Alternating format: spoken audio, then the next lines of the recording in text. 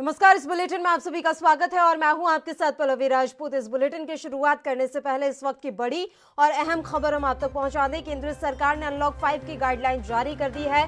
15 अक्टूबर से cinema hall खोलने की इजाजत दे दी गई है। स्कूल कॉलेज पर 15 अक्टूबर के बाद राज्य सरकारें अपने हिसाब से और अपने राज्य की स्थिति के हिसाब से फैसला लेंगी। 31 अक्टूबर तक कंटेनमेंट जोन में सख्ती लागू रहेगी।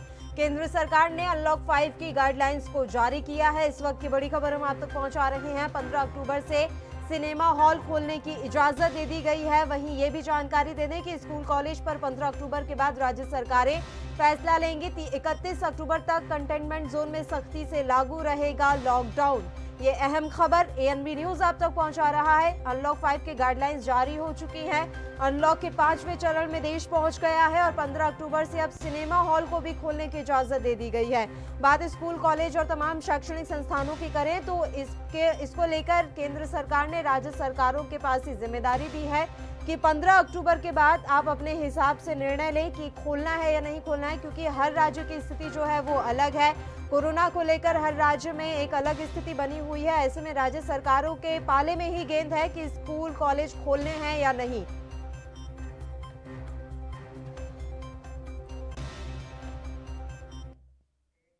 और चलिए अपने मुद्दे का रुख करते हैं। हाथरस में गैंगरेप के शिकार 19 साल की युवती की मंगलवार सुबह दिल्ली के सफदरजंग अस्पताल में मौत हो गई। इस घटना ने पूरे देश को हिलाकर रख दिया है। ये मौत महज एक बिटिया की मौत नहीं है, ये मौत मूल्यों की है। ये मौत समाज के उस सिस्टम की भी है जहां बेटियां महफूज नहीं है। हाथरस मामले में कब क्या हुआ, आइए ग्राफिक्स के जरिए आपको समझाते हैं। ये ग्राफिक्स के जरिए हम आप तक पहुंचा रहे हैं। 14 सितंबर की ये बात है। पीड़िता के साथ दुर्दांत घटना घटित हुई। पुलिस के अनुसार वह अपने भाई के साथ खेत में घास काटने के लिए गई थी। भाई ने शिकायत दर्ज कराई कि संदीप नाम के लड़के ने हत्या की कोशिश की। युवक के खिलाफ हत्या की कोशिश, SC/ST एक्ट और छेड़खानी की धाराओं में केस दर्ज किया गया। इसके बाद बात करते हैं 19 सितंबर की। पीड़िता के भाई की शिकायत के आधार पर संदीप नाम के युवक को गिरफ्तार किया गया। ये अहम जानकारी हम आप तक पहुंचा रहे हैं। क्या कुछ हुआ है Hathras gang rape and murder case में। पीड़िता बयान देने की हालत में नहीं थी। 22 सितंबर की हम बात बता रहे हैं, इसलिए 22 सितंबर को उसका बयान लिया गया। बयान में पीड़िता ने गैंगरेप की बात कही और 3 और लड़के लवकुश, रवि और रामकुमार के नाम पीड़िता ने लिए थे। पुलिस ने FIR में गैंगरेप की धारा जोड़कर आरोपी लवकुश को गिरफ्तार किया। ये 23 सितंबर को हुआ। पुलिस ने 23 सितंबर को लवकुश को गिरफ्तार करने का काम किया था। बात 25 सितंबर की करें तो उस दिन आरोपी रवि को गिरफ्तार किया गया। आरोपी रामकुमार को 26 सितंबर को गिरफ्तार किया गया। जिन 3 लड़कों का नाम लिया गया उनकी गिरफ्तारी हुई। हालात बिगड़ने के बाद 28 सितंबर को पीड़िता को दिल्ली के सफदरजंग अस्पताल में भर्ती कराया गया और 29 सितंबर अत्यंत पीड़ा के बाद पीड़िता की मौत हो गई। अस्पताल में पोस्टमार्टम हुआ। 19 से 30 सितंबर की सुबह पीड़िता का उसके परिवार के विरोध के बावजूद अंतिम संस्कार कर दिया गया। इसके अलावा भी हम आपको ये जानकारी दे दें कि हाथरस प्रशासन ने दावा किया है कि पीड़िता की मेडिकल जांच में बलात्कार की पुष्टि नहीं है, जबकि जीभ काटने वाली बात भी नहीं दर्ज है। अब सफदरजंग अस्पताल की पोस्टमार्टम रिपोर्ट का इंतजार हो रहा है। तो ये पूरी जानकारी एएनबी न्यूज आप तक पहुंचा रहा है ग्राफिक्स के जरिए कि इस पूरे मामले में अब तक क्या कुछ हुआ है।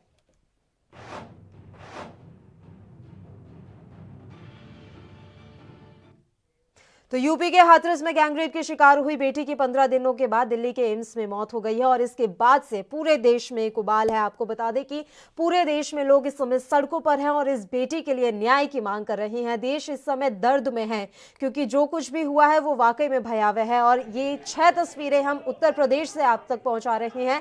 यूपी में अलग अलग जगह प्रदर्शन हो रहे हैं। इस बेटी के लिए न्याय की मांग की जा रही है जो कि अब इस दुनिया में नहीं है। यूपी में आज जगह जगह प्रदर्शन हुए। प्रदर्शनों की इन्हीं कड़ी में ये 6 तस्वीरें 6 जिलों की एएनबी न्यूज आप तक पहुंचा रहा है। पहली तस्वीर आप देख सकते हैं गोरखपुर से। यूपी के सीएम योगी आदित्यनाथ के गृह जनपद गोरखपुर की ये तस्वीरें हैं जहां आज लोग सड़कों पर उतरे। इसमें कांग्रेसी कार्यकर्ता भी शामिल थे और ज्ञापन देने जा रहे थे, इसके अलावा प्रदर्शन कर रहे थे। इस दौरान पुलिस ने काफी रोकने का भी प्रयास किया इन लोगों को और इस दौरान झड़प हुई है काफी पुलिस के साथ, स्थानीय लोगों की और जो कार्यकर्ता कांग्रेस के वहां पर मौजूद थे उनके साथ। गोरखपुर की पहली तस्वीर हम आप तक पहुंचा रहे हैं और दूसरी तस्वीर है कौशाम्बी से। उत्तर प्रदेश के कौशाम्बी में आज कैंडल मार्च निकाला गया है। महिलाओं के द्वारा, जो वहां की स्थानीय महिला थी, उन्होंने ये कैंडल मार्च निकाला। बेटी के लिए न्याय की मांग आज कौशाम्बी में की गई है। शांतिपूर्ण ये कैंडल मार्च निकाला गया, न्याय के लिए आवाज उठाई गई। तीसरी तस्वीर हम आप तक पहुंचा देते हैं रामपुर से। यहाँ पर भी आज जबरदस्त प्रदर्शन हुआ है।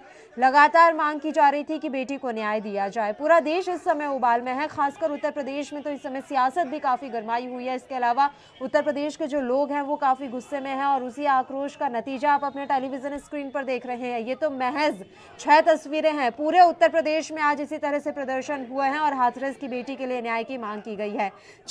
ये 6 तस्वीरें हम आप तक पहुंचा रहे हैं और अब आप देख रहे हैं अलग अलग ये तस्वीरें हैं। चौथी तस्वीर आप देख लीजिए, पांचवी तस्वीर हरदोई से देख लीजिए और छठी तस्वीर मिर्जापुर से देख लीजिए। सब जगह आज इसी तरह के प्रदर्शन हुए, कैंडल मार्च निकाला गया, बेटी के लिए न्याय की मांग की गई।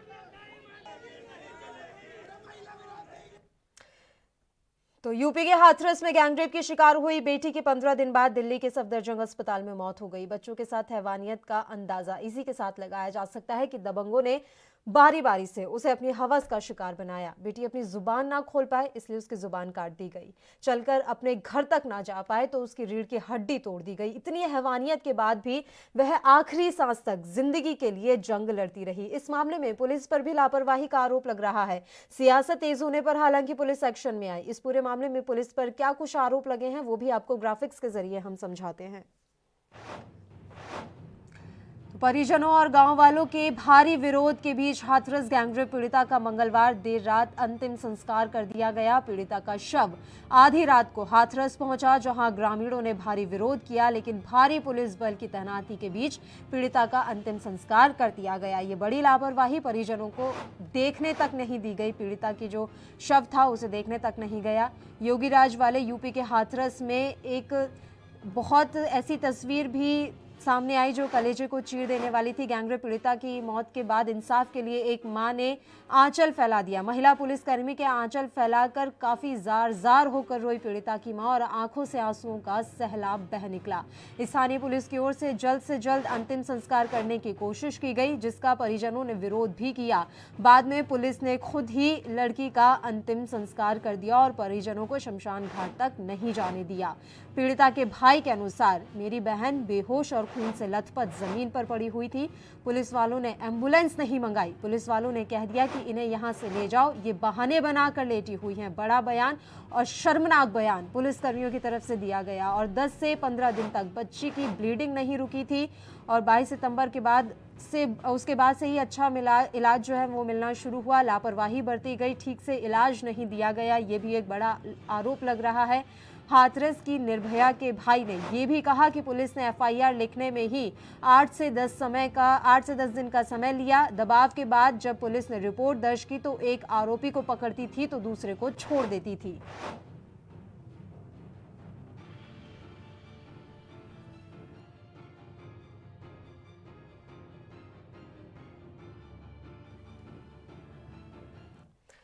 और इस मसले पर चर्चा के लिए इस समय 2 मेहमान फोन लाइन पर हमारे साथ जुड़े हुए हैं। बीजेपी से अनीता अग्रवाल जी इस समय फोन लाइन पर मौजूद हैं। इसके अलावा समाजवादी पार्टी से शौकत अली जी भी फोन लाइन पर मौजूद है। सबसे पहले आप दोनों का बहुत बहुत स्वागत है एएनपी न्यूज पर। नमस्कार। अनीता अग्रवाल जी, मैं सबसे पहले आपका ही रुख करना चाहूंगी। सीधा सा सवाल है मेरा, बेटियां आखिर सुरक्षित क्यों नहीं है उत्तर प्रदेश में? छोड़िए उत्तर प्रदेश, क्या पूरे देश में ही सुरक्षित नहीं है, लेकिन यूपी में जिस तरह के हालात बने हुए हैं इसका जिम्मेदार कौन है?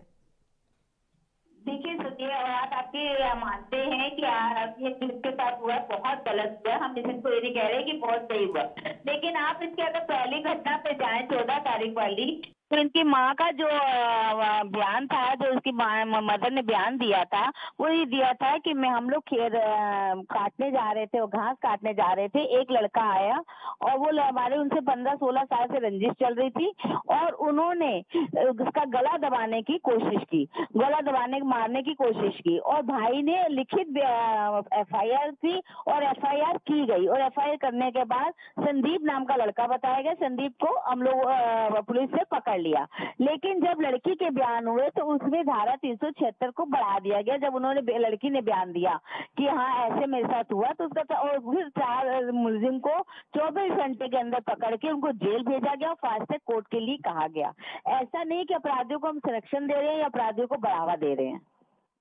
आपकी इस पूरी बात में मुझे ये समझ में नहीं आया, आप कहना क्या चाहती थी अनीता अग्रवाल जी? क्या आप ये कहना चाहती हैं कि रेप नहीं हुआ था? क्या आप ये कहना चाहती हैं कि पीड़िता के परिवार की तरफ से बार बार बयान बदले गए? क्या आप ये कहना चाहती हैं कि पुलिस ने बहुत फुर्ती दिखाई, कहीं पर भी पुलिस की लापरवाही नजर नहीं आई? क्या आप ये सब कहना चाहती हैं? सुनिए ना, हमने परिवार के लिए कहा ना पुलिस के। मैंने एक जो जनून बात है जो हमने उनकी वीडियो में सुनी है, उनकी मदर की वीडियो में सुनी है, उनके भाई की एफआईआर जो लिखी था वो देखी है, हमने खुद देखी है। उनका बहुत कुछ कहा है अनीता अग्रवाल जी, पीड़िता के भाई ने तो बहुत कुछ कहा है, और इतना कुछ कहा है कि सुनकर रोंगटे खड़े हो जाएं। अगर आप देखिए आप सरकार में हैं, देखिए मैडम आप सरकार में हैं, आप अपनी सरकार को बचाने के लिए कुछ भी कहेंगी, लेकिन नहीं, ये आप क्या कह रही हैं? ये आप क्या कह रही हैं कि पीड़िता की मां ने मुझे पहले ये बयान दिया, वो बयान दिया, उसके बाद पीड़िता ने अलग बयान दिया? सरकार को बचाने की बात नहीं हो रही है। इसके साथ जो हुआ गलत हुआ, मैंने आपसे पहले कहा गलत हुआ है। और सबसे बड़ी बात है, इसके लिए हम लोग भी तो कह रहे हैं कि इसको न्याय मिलना चाहिए। जो हुआ हम उसका कोई ये नहीं कह रहे कि हमने कोई अपराध दे रहे हैं। जैसे और पार्टी सेक्शन देते, हम सेक्शन नहीं दे रहे, उनको जेल भेजे है उनकी फाइल, और ये गलत हुआ है। ऐसा नहीं है कि गलत नहीं हुआ, हम इसका समर्थन कर रहे हैं, ऐसा नहीं कर रहे हम। लेकिन ऐसी और जो आप संस्कार की बात कर रही है, दाह संस्कार की बात कर रही है कि पुलिस वालों ने किया, ये भी एक अफवाह है, क्योंकि वहाँ पे उनके चाचा, उनके पापा सब थे, डॉक्टर के कहने पे इन लोग की रजामंदी से वहाँ पे दाह संस्कार हुआ है। अब बाद में जो कहा जा रहा है, किया जा रहा है, वो अलग बात है, लेकिन उस समय वहाँ पे सास और उनकी चाचा भी रहे, और इनके परिवार वालों ने ही दाह संस्कार किया, पुलिस वालों ने दाह संस्कार नहीं किया है। यही तो कह रहे हैं, बहुत सी ऐसी हैं जो अराजक तत्व अफवाह फैला रहे हैं, जो सत्यता नहीं है। ठीक है, इस जवाब पर भी मैं आऊंगी तुरंत आपके पास लौटकर। शौकत अली जी भी इस समय फोन लाइन पर जुड़े हैं, उनसे भी सवाल ले लेती हूँ। शौकत अली जी, सरकारें खूब आई और खूब गईं, आप भी सरकार में रहे या बीजेपी सरकार में है, हालात नहीं बदले, हालात वैसे ही हैं। महिलाओं के प्रति अपराध में कोई कमी नहीं आई, जैसे अपराध पहले हो रहे थे वैसे अभी है। जिम्मेदार किसको माने? देखिए पल्लवी जी, एनसीआरबी का डाटा है क्या स्थिति है आज प्रदेश की। अपराध इस कदर है कि आप अंदाजा नहीं लगा सकती।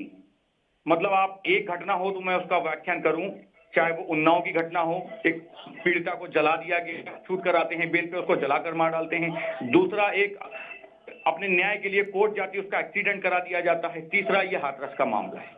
और जिस तरह अनीता जी ये बार बार दोहरा रही हैं, उन्होंने बार बार बयान बदल दिया, बार बार बयान बदल दिया। एक बात बताइए अनीता जी, मैं आपके माध्यम से, आपके चैनल के माध्यम से जानना चाहता हूं, इतना दर्दनाक हादसा हुआ और आपकी सरकार किसे बचाने में जुटी हुई है? मैं ये समझना चाहता हूं, उन 4 युवकों को बचाने में जुटी है, अपनी सरकार को बचाने में जुटी है? मैं ये समझना चाहता हूं। आप पुलिस को डिफाइन कर रही हैं, आप पुलिस को बचा रही हैं, अपनी सरकार को बचा रही है, 4 युवकों को बचा रही हैं, ये क्लियर होना चाहिए। सबसे बड़ी चीज कि इतनी बड़ी विडंबना वाली चीज है कि एक युवती की हत्या हो जाती है, उसका तो उनके परिजनों को नहीं दिया जाता है।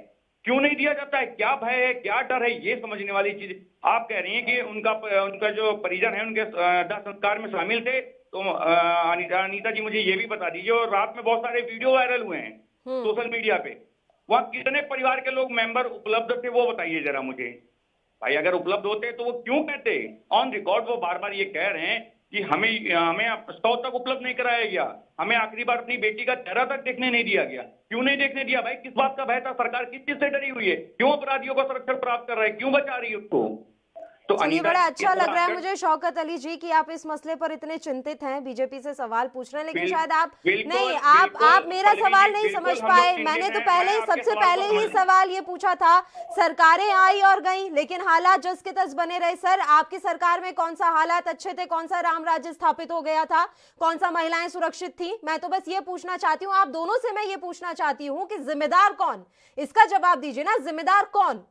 पल्लवी जी, हम सरकार में थे, इसीलिए हम लोगों ने 10-90 महिला सुरक्षा को लेके बनाया था। इसीलिए बनाया था कि महिला के साथ यदि कोई छेड़छाड़ होती है या कोई अन्य मामला होता है तो आप अगर गोपनीय तरीके से जानकारी देना चाहती हैं, पुलिस को दे सकती हैं, बता सकती हैं कि आपके साथ क्या समस्या आ रही है। इसलिए हम लोगों ने 10-90 बनाया था। एंटी रोमियो स्क्वाड नहीं बनाया तो जो 1.5 साल में बंद हो जाए। ये हमने ऐसा कोई दावा नहीं कर दिया कि पोस्टर लगा दीजिए। कैसे आप पोस्टर क्यों नहीं लगे अभी तक?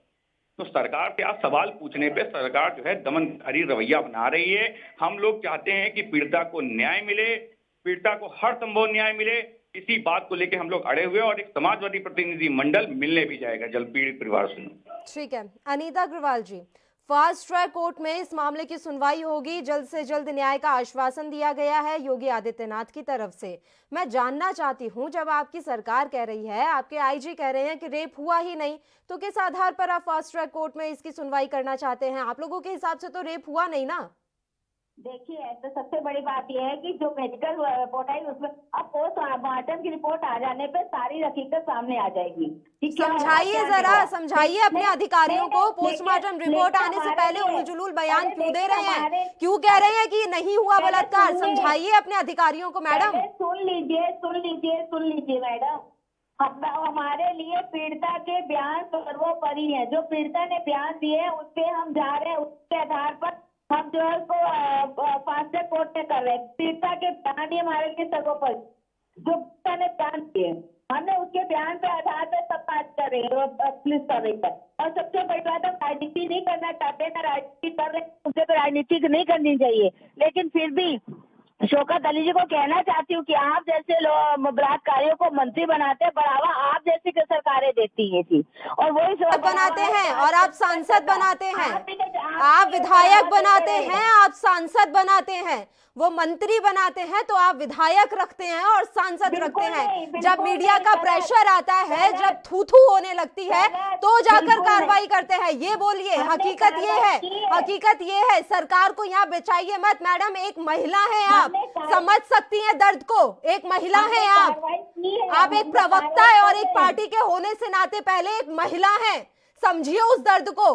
15 दिन एक युवती वेंटिलेटर पर पड़ी रही, आपको समझ में आ रहा है? क्या भारतीय जनता पार्टी से इम्पोर्टेंट नहीं है ये चीज? तभी तो हम कार्रवाई कर रहे हैं, और क्या कर रहे हैं बताइए? कार्रवाई ना। मेरी बात सुनिए एक सेकंड अनीता जी मेरी बात सुनिए। अनीता जी आप खुद कह रही हैं, एक सेकंड। नहीं है ये, फास्ट ट्रैक कोर्ट में डाला गया, एसआईटी बनाई गई, ठीक है अनीता जी आप खुद कह रही हैं कि हम पोस्टमार्टम रिपोर्ट का वेट कर रहे हैं। एक सेकंड अनीता अग्रवाल जी, कार्रवाई नहीं करेंगी क्या? मेरी बात सुनिए। पकड़ के जेल में डाला, वो कार्रवाई नहीं है। और अगर आप थोड़ा ढंग से एफआईआर देख लेती, थोड़ा ढंग से पुलिस की कार्यशैली को देख लेती, तो आपको पता लग जाता एक को पकड़ा गया और एक को छोड़ा गया, एक को पकड़ा गया और एक को छोड़ा गया। जब मीडिया का प्रेशर आया तब जाके सारे के सारे आरोपी गिरफ्तार हुए। चारों को पकड़ा गया, अफवाह पे मत जाइए, अफवाह पे मत जाइए। चारों पुलिस पकड़ा गए, चारों हम अफवाहों पर जा रहे हैं? नहीं, आप कौन सा माहौल बनाने की यहाँ कोशिश कर रही हैं कि भारतीय जनता पार्टी के राज में महिलाएं सुरक्षित हैं? आप ये माहौल बनाने की कोशिश कर रही हैं कि उत्तर प्रदेश में महिलाओं को शासन पर बिठाया जाता है। आप कौन सा माहौल बनाने की कोशिश कर रही हैं? यूपी में 2 महीने का रिकॉर्ड उठाकर देख लीजिए अनीता अग्रवाल जी, दूध का दूध पानी का पानी हो जाएगा। बिल्कुल एक पार्टी से ऊपर उठकर देखिए कि महिलाओं की स्थिति क्या है। एक पार्टी से ऊपर उठकर देखिए महिलाओं की स्थिति क्या है, बच्चियों की स्थिति क्या है। हम महिला होने के नाते ही कह रहे हैं आपसे कि गलत हुआ है, गलत हुआ है, गलत हुआ है। हम उसका समर्थन नहीं कर रहे, आरोपियों को बचा नहीं रहे, अपराधियों को सुरक्षा नहीं दे रहे हैं।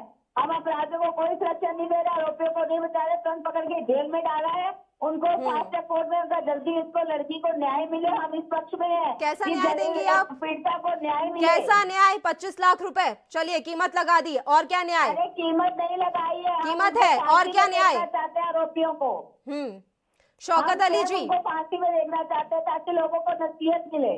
ठीक है शौकत अली जी, निर्भया को 8 साल बाद, निर्भया के जो दोषी थे उन्हें 8 साल बाद के फांसी हुई।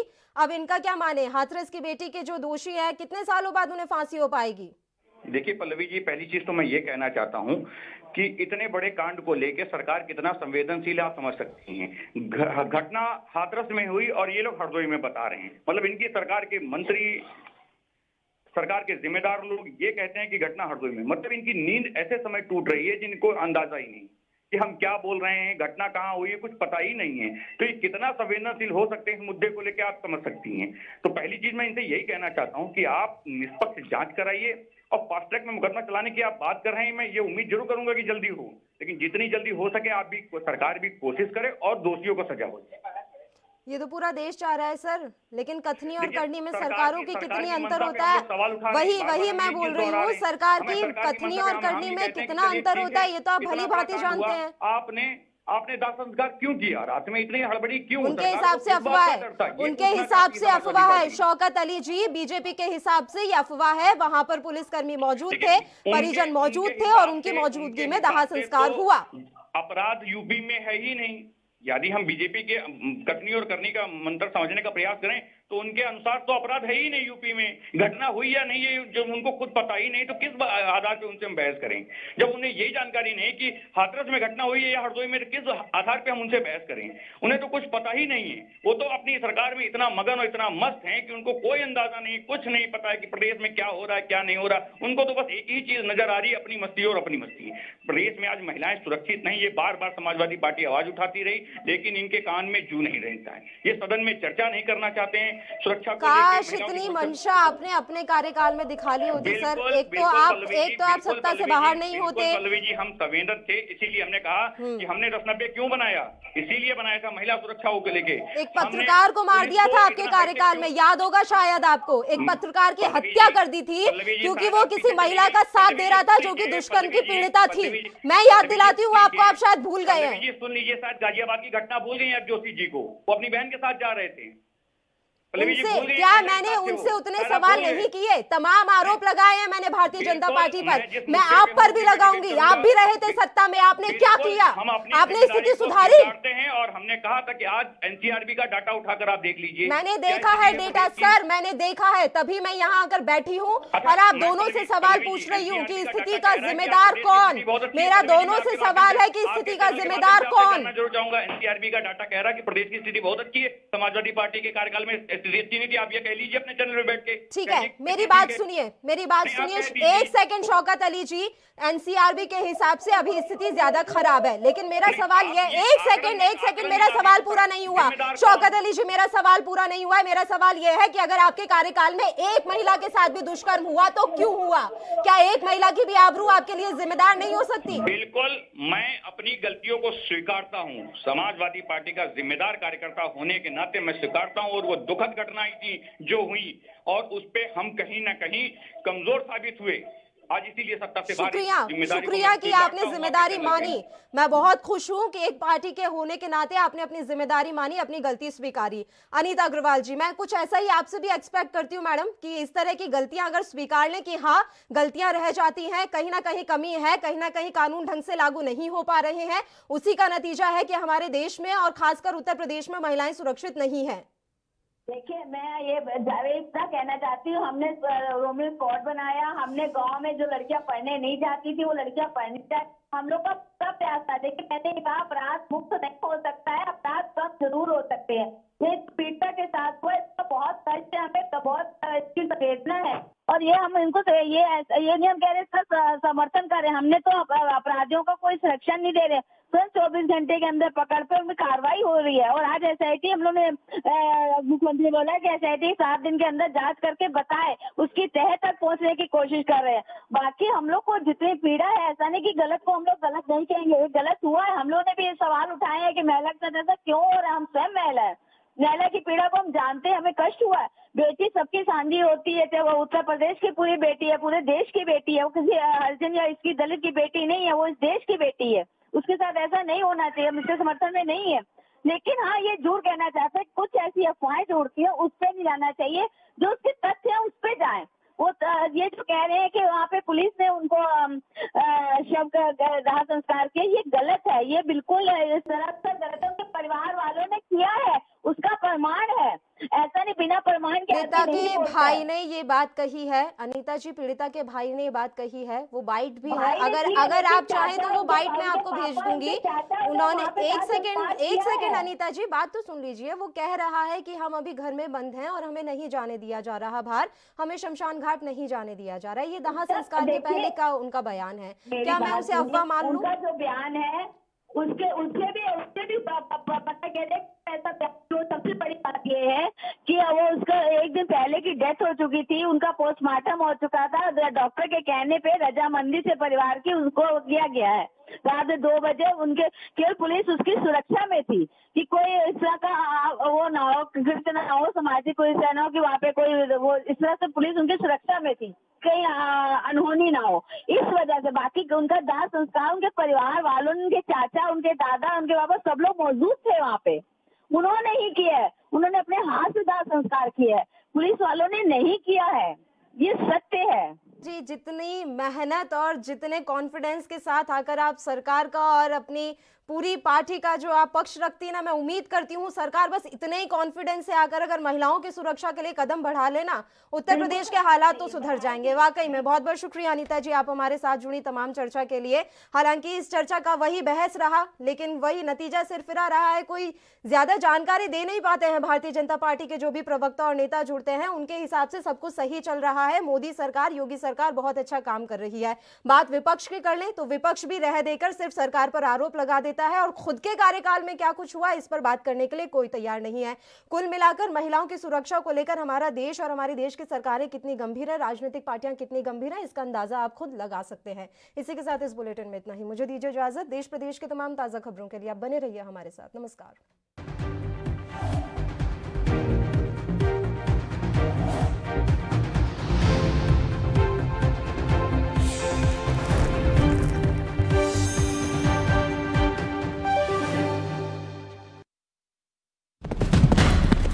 नई ऊर्जा, नई ताकत का एहसास एक्स प्लस गोल्ड किट बना है पुरुषों के लिए खास। कैप्सूल, ऑयल, क्रीम और पाउडर, 30 सालों से मर्दों का भरोसेमंद x plus gold kit medical stores में उपलब्ध।